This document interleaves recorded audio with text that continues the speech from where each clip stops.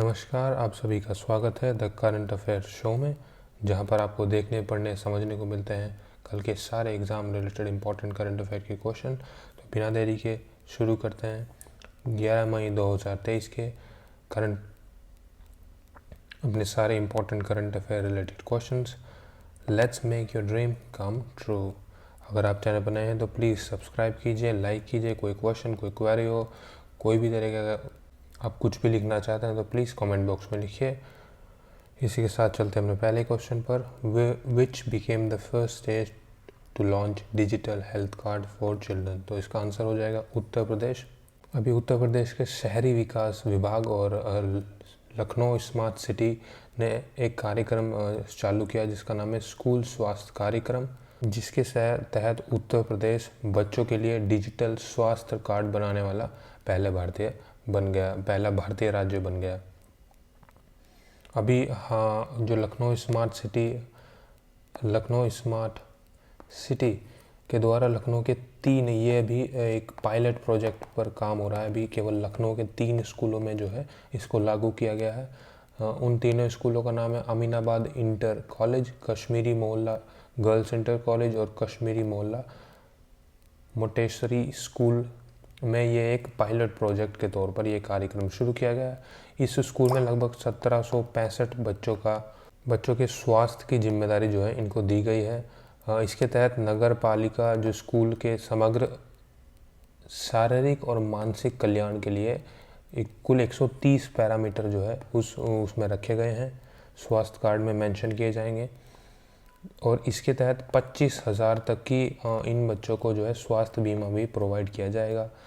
इस health card से हुआ क्या कि जो भी बच्चा आने वाले समय में अगर कुछ बीमार पड़ता है तो उसको वो जो हेल्थ कार्ड है उसके माँ बाप या टीचर या फिर डॉक्टर जो है उसमें देख सकते हैं कि इसमें क्या क्या पैरामीटर जो हैं, उसमें बच्चे को क्या प्रॉब्लम आई है, उसका जो है उसमें हेल्थ कार्ड में रिपोर्ट, जो हेल्थ कार्ड है उसमें क्या, हेल्थ कार्ड के अंदर जो पूरी हेल्थ हिस्ट्री है वो उसके अंदर दी गई होगी। तो 6 महीने तक इसमें ये फॉलोअप करना होगा, ये किया जाएगा। और इसके अंदर आँखों का परीक्षण, दंत परीक्षण और मौखिक और स्वास्थ्य के परीक्षण, ये सब परीक्षण भी जो इसके अंदर जो है किए जाएंगे।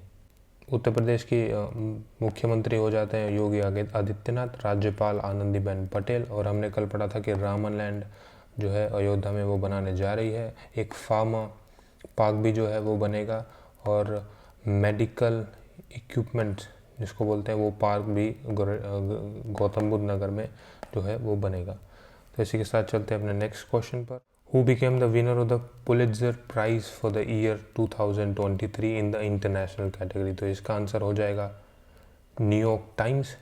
ये पुलित्जर प्राइज़ ये बहुत पुराना प्राइज़ है, लगभग 100 साल से भी ज़्यादा पुराना जो है ये प्राइज़ है। इस बार इसका 107वां जो है एडिशन जो 2023 में जो ऑर्गेनाइज़ किया गया। ये किसके द्वारा दिया जाता है? ये कोलंबस यूनिवर्सिटी है अमेरिका में, उसके द्वारा जो है दिया जाता है। In the field of journalism, letter, drama, music और बहुत सारी कैटेगरी, लगभग 20 से ज़्यादा जो है 21 कैटेगरी जो है कि में दिया जाता है। जिसका मेन अवार्ड होता है वो होता है पब्लिक सर्विस अवार्ड। ये जो होता है मेन अवार्ड होता है, ये किसको दिया गया है? ये दिया गया है द एसोसिएटेड प्रेस में को 2 अवार्ड मिले हैं, जिसमें से एक ये अवार्ड है पब्लिक सर्विस अवार्ड। इनको किस लिए दिया गया है ये अवार्ड? ये इन्होंने इन्होंने कवरेज की थी यूक्रेन में के अंदर, जब रशियन ने अटैक किया था यूक्रेन के अंदर, तो उसके लिए इनको करेजियस जो कवरेज इन्होंने की थी उसके लिए अवार्ड दिया गया। किसको? द एसोसिएटेड प्रेस, इनको ये पब्लिक सर्विस में ये अवार्ड दिया गया है। इसके बाद जान लेते हैं कुछ और अवार्ड्स जो दिए गए हैं। बहुत सारे अवार्ड हैं। आप वॉशिंगटन पोस्ट, इनको 2 अवार्ड दिए गए हैं। और लॉस एंजलिस पोस्ट टाइम्स, इनको भी 2 अवार्ड दिए गए हैं। एक होता है इसके अंदर ब्रेकिंग न्यूज़ रिपोर्टिंग, वो किसको मिला है? वो मिला है लॉस एंजलिस टाइम को। एक होता है इन्वेस्टिगेटिव रिपोर्ट, वो किसको मिला है? वो मिला है wall street journal. International international reporting, जो एक क्वेश्चन है इंटरनेशनल रिपोर्टिंग, ये न्यूयॉर्क टाइम को मिला है, न्यूयॉर्क टाइम को दिया गया है इंटरनेशनल रिपोर्टिंग।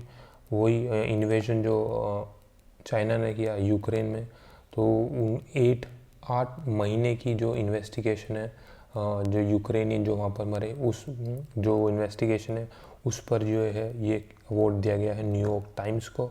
बहुत सारे इसमें कैटेगरीज हैं, जैसे commentary, criticism, editorial writing, breaking news photography, featured photography award दिया गया है Christina House of Los Angeles Times. Audio reporting, letter and drama, fiction और हिस्ट्री, ये बहुत सारे बायोग्राफी, ऑटोबायोग्राफी, पोइट्री और म्यूज़िक, ये म्यूज़िक के फील्ड में भी ये अवार्ड दिए जाते हैं। तो इतने सारे अवार्ड जो दिए गए हैं इतनी कैटेगरी में, ये इम्पोर्टेंट था तो मैंने इसलिए मेंशन कर दिया कि इंटरनेशनल रिपोर्टिंग में किसको अवार्ड मिला है, न्यूयॉर्क टाइम्स को। इसी के साथ चलते हैं नेक्स्ट पर। Where was the 42nd Asian summit held in May 2023, तो ये इसका आंसर हो जाएगा इंडोनेशिया।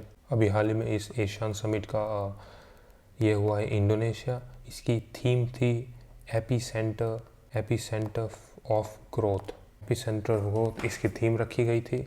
हमने पहली अपनी वीडियो में एशियन जो देश हैं उनके बारे में पढ़ा था, जब हमने इंडिया जो एशियन मिलिट्री जो एक्सरसाइजेज है एम ये हुई थी। एक बार फिर रिवाइज कर लेते हैं। एशियन जो कंट्री से 10 कंट्री इसमें आते हैं, जैसे Brunei, दारुसलम, Cambodia, Indonesia, Laos, Malaysia, Myanmar, Philippines, Singapore, Thailand and Vietnam. ये 10 देश जो है मिलकर एशियन जो है देश एशियन जो है बनाते हैं। ये देश इकोनॉमिकली जो है एक एज अ सिंगल मार्केट के तौर पर सिंगल मार्केट और प्रोडक्शन की तरह काम करते हैं, और फ्री फ्लो जो गुड्स हैं वो ड्यूटी फ्री हो और आसानी से एक दूसरे को मदद कर सकें, और इंपोर्ट एक्सपोर्ट आसानी से कर सकते हैं without any barrier. Political corporation होता है इन सब के बीच, और ये इम्पॉर्टेंट हो जाता है as a Indo Pacific region के तौर पर भी। ये जो एशियन कंट्रीज़ हैं इनका पहली बार ये समिट कब मनाया गया था, ये 1976 इंडोनेशिया में ही, ये 1976 इंडोनेशिया में ही ये बनाया गया था। ये समिट जो है ऑर्गेनाइज किया गया था 1976, याद रखिएगा, फर्स्ट एशियन समिट। इसी के साथ चलते हैं नेक्स्ट पर। नेक्स्ट पर आ जाते हैं, who won the Lawrence sports man of the year 2023 award. तो इसका आंसर हो जाएगा लियोन मेसी। उन्होंने जो 2022 में फीफा वर्ल्ड कप जो जीता था, कहाँ पर हुए थे वो, कतर में। तो उनके लिए इनको बेस्ट स्पोर्ट्समैन का अवार्ड दिया गया है। शैली एन फैशर, इनको ये स्पोर्ट्स वुमेन का अवार्ड दिया गया है, स्पोर्ट्स वुमेन का अवार्ड इनको दिया गया है। ये जमैकन एथलीट हैं, इस फील्ड में इनका बेहतरीन कार्य को देखते हुए इनको ये अवार्ड दिया गया है। लुइस हैमिल्टन, ये दूसरी बार जो लियोन मेसी इनको ये अवार्ड दिया गया है। उससे पहले 2018 में इन्होंने लुइस हैमिल्टन के साथ ये अवार्ड शेयर किया था। और क्रिश्चियन एरिक्सन, ये इनको कमबैक के लिए अवार्ड दिया गया है कि यूरो कप में ये जो है कार्डिक अरेस्ट इनको आ गया था, तो इन्होंने एक बार फिर मैदान पर अपनी वापसी की है। उनके लिए ये अवार्ड इनको दिया गया है। यहाँ पर कुछ नॉमिनेशंस मैंने पूरी डाल दी थी, आप इनमें से जो है जो टिक कर सकते हैं कौन कौन से किस को क्या क्या अवार्ड दिया गया है। World sportsman of the year award किसको दिया गया है, ये दिया गया है लियोन मेसी को। World sports women of the year ये दिया गया है Shelly Ann Fraser. Laureus world team of the year ये दिया गया है Argentina men's football team. World breakthrough of the year award ये कार्लोस एल्करेज टेनिस जो है प्लेयर है, स्पेनिश है, इनको दिया गया है। Lawrence world comeback of the year ये दिया गया है क्रिश्चियन एरिक्सन, फुटबॉलर है ये डेनमार्क के। और ये world sportsman of the year with disability award ये कैथरीन डेबरन इनको दिया गया है। और world action sportsman of the year award ये दिया गया है Eileen Gu freestyle China से हैं। और Laureus sports for good award ये दिया गया है team up movement therapy global, ये इनको अवार्ड दिया गया है। तो ये कुछ जो इम्पोर्टेंट अवार्ड था ये इम्पोर्टेंट हो जाता है as exam point of view से। तो चलते हैं इसी के साथ नेक्स्ट पर। Who has started the project Sanjay? तो इसका आंसर हो जाएगा इंडियन आर्मी। ये इंडियन आर्मी का information and decision support system होगा। इसे सेना के artillery combat command and control and communication system से जोड़ा जाएगा, जिसकी मदद से कमांडर और जो स्टाफ होंगे वो ज़्यादा जो है अलर्ट हो पाएंगे। सेना जो है इससे हाईटेक होगी, आत्मनिर्भर बनेगी और जो जंग में जो उसकी ये है क्षमता जो बढ़ेगी। इसके साथ जो भविष्य में आने वाली जो चुनौतियाँ हैं उनको भी आसानी से निपटा जाएगा। इसमें कई तरह के जो सिस्टम है उनको आपस में जोड़ा जाएगा, जैसे कि एक है BSS battle surveillance system, E stripping system, battle surveillance system. ये जो बैटल सर्विलेंस सिस्टम है एक ऑटोमेटिक सिस्टम है जो कम्युनिकेशन से को पहले से जो है बेहतर बनाएगा और हर ज़रूरी जानकारी जो है वो तेज़ी से वो सर्कुलेट करेगा बिटवीन कमांडर्स और जो फोर्सेस होते हैं आर्म्ड पर्सन, उनको जो है इंफॉर्मेशन बहुत तेज़ी से पहुंचाएगा। और लगभग 2025 तक ये है जो सिस्टम है ये पूरी तरह लगाया जाने की उम्मीद है। इसमें इंडियन आर्मी के साथ भारत इलेक्ट्रॉनिक्स लिमिटेड ये जो सिस्टम है इसको इंटीग्रेट करने में जो है हेल्प कर रही है। तो इससे क्या होगा, एक तो ऑपरेशन हो, जैसे कभी भी कोई आर्मी का जो जवान है वो ऑपरेशन पे गए तो उनको जो है वो इमेजेस जो है वो ऑपरेशनल पिक्चर जो है मिल पाएगी। तो इसी से ये डिसीजन जो तेज़ी से और ज़्यादा फास्ट हो जाएंगे, जिससे कि आने वाली जो चुनौतियाँ हैं उनसे आसानी से हम निपट सकेंगे। इसी के साथ चलते हैं नेक्स्ट पर। Recently which state has launch robotic framework? तो इसका आंसर हो जाएगा तेलंगाना। अभी तेलंगाना ने रोबोट फ्रेमवर्क या रोबोटिक्स फ्रेमवर्क जो है स्टेट में लॉन्च किया है, ताकि जो रोबोटिक फ्रेमवर्क से जो है एक सस्टेनेबल रोबोटिक इकोसिस्टम जो है लॉन्च कर पाए, डेवलप कर पाए और आने वाली जो समय में रोबोटिक जो टेक्नोलॉजी है उसको कई सारे फील्ड में, डोमेन जिसको बोल सकते हैं, उनमें उतारा जा सके। जैसे एग्रीकल्चर में इसका यूज़ किया जा सके,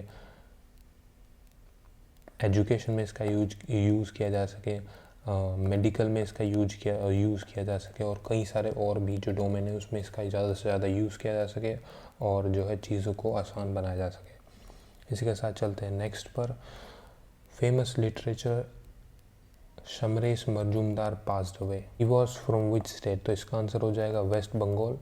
ये अपने मजूमदार जो समरेश मजूमदार है ये किस लिए फेमस थे? ये 70s में नक्सल मूवमेंट हुआ था वेस्ट बंगाल में, तो उन्होंने इसको अपनी नोवेल जो शॉर्ट स्टोरीज़ है उसमें काफ़ी जो है इसके बारे में चर्चा की और इसको काफ़ी लिखा। इसीलिए इनको साहित्य अकेडमी अवार्ड भी दिया गया। किसके? अपनी बुक कलबेला इनकी बड़ी फेमस बुक है, उसके बारे में इनको साहित्य अकेडमी अवार्ड भी दिया गया। लेकिन इनका बड़ा फेमस कैरेक्टर जो है बुक यंगस्टर्स के बीच एक इनकी नोवेल का एक फेमस कैरेक्टर था अर्जुन, वो बड़ा फेमस हुआ। तो 1970s में जो 60s-70s में नक्सल मूवमेंट हुआ उसको जो है पोर्ट्रे किया इन्होंने अपनी नोवेल के थ्रू। और अब इनका जो है वेस्ट बंगाल में इनका देहांत हो गया है 79 साल की उम्र में। इसी के साथ चलते हैं नेक्स्ट पर। Recently which ministry has launch learning management system सक्षम? तो इसका आंसर हो जाएगा हेल्थ मिनिस्ट्री। सक्षम जो उसकी फुल फॉर्म हो जाती है stimulating advance knowledge for sustainable health management. सक्षम क्या है? ये सक्षम जो है वो एक ऑनलाइन ट्रेनिंग जो प्रोवाइड कराएगा जो भी मेडिकल एजुकेशन से रिलेटेड जो भी लोग हैं या जो भी हेल्थ प्रोफेशनल्स हैं देश में, उनको जो है एक लर्निंग प्लेटफॉर्म देगा ताकि वो आने वाली जो चुनौतियां हैं उनके लिए तैयार रहें। जैसा कि हमने कोविड के टाइम देखने को मिला, बहुत सारे जो मेडिकल इंस्टीट्यूशंस या इंफ्रास्ट्रक्चर थे वो कोलैप्स हो गए। तो उस फ्यूचर रेडी जो इन द मेडिकल फील्ड हमेशा तैयार रहें और जो आने वाली चुनौतियां हैं उनके बारे में एक फ्यूचर रेडी सोच जो है रख सकें। इसलिए इस लर्निंग मैनेजमेंट सिस्टम को लॉन्च किया गया जिसका नाम है सक्षम। किसके द्वारा? हेल्थ मिनिस्ट्री के द्वारा। Which state CM has been honoured with 13th Bharat Ratna doctor Bhimrao Ambedkar. ये हमारे पहले पिछले राष्ट्रपति श्री रामनाथ कोविंद जी ने और योगी आदित्यनाथ जी को ये अवार्ड दिया गया है। कौन सा अवार्ड? भारत रत्न अंबेडकर अवार्ड। किस लिए ये दिया गया है? For creating a free fair Uttar Pradesh. Free fair, fear free, for fear free means भय मुक्त जो उत्तर प्रदेश का निर्माण जो योगी जी ने किया है उत्तर प्रदेश में, उसके लिए ये अवार्ड उनको दिया गया है। तो आई होप आपको ये वीडियो लेक्चर समझ में आया होगा। अगर आप चैनल पर नए हैं, आपको वीडियो अच्छा लगा तो प्लीज़ लाइक कीजिए और चैनल को सब्सक्राइब कीजिए ताकि और मोटिवेशन मिल सके और आपके लिए एक अच्छा रोज़ हम इसी तरह आ सकें और एक वीडियो सेशन जो है इम्पोर्टेंट केवल क्वेश्चंस का जो एग्ज़ाम रिलेटेड है उसके बारे में वीडियो बनाकर आपको वो दे सकें। तो इसी के साथ हमेशा खुश रहिए, मुस्कुराते रहिए और स्वस्थ रहिए। जय हिंद, जय भारत।